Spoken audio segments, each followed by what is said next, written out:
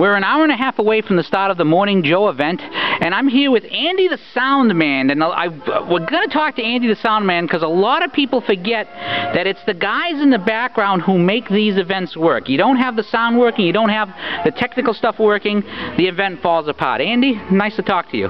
Nice to talk to you as well. Now, you work for the university rather than for NBC or anything like that, correct? That's right. I'm essentially the sound man for the university, and I do all of the university's major events, commencement, traditional jazz series, Clark Terry UNH Jazz Festival, so forth. Now, this is the political season, so I'm sure the university has had quite a few political people on stage. Have you been doing events like that? I've done a number of them, although not as many this year as in years past. That this campaign, for whatever reason, we haven't seen as many candidates as we have in some years. Considering the number of candidates, that seems strange to me. I think it's the compressed schedule. That because there was so little time between the holidays and Iowa, and then between Iowa and New Hampshire, that I think that they just don't have time to do as many events.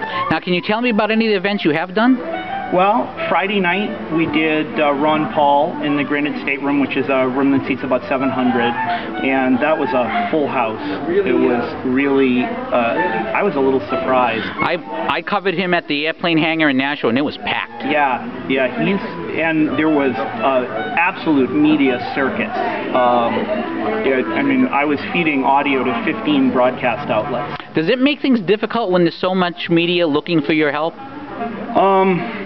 Not when I know it's coming.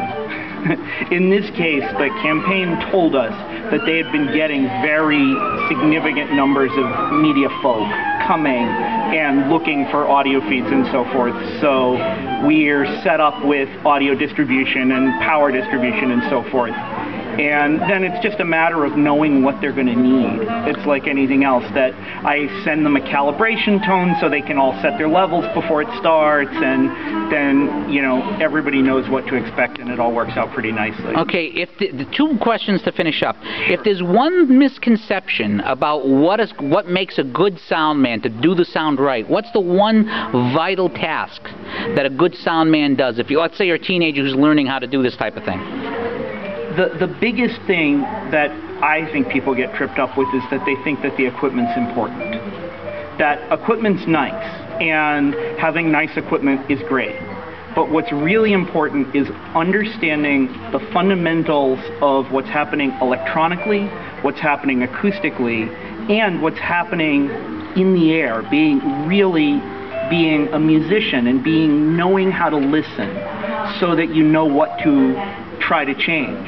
And I'll take a great sound engineer on really crummy gear any day of the week over somebody who doesn't know what they're doing with the best gear in the world. And do you have any cool stories to tell us that you can do briefly?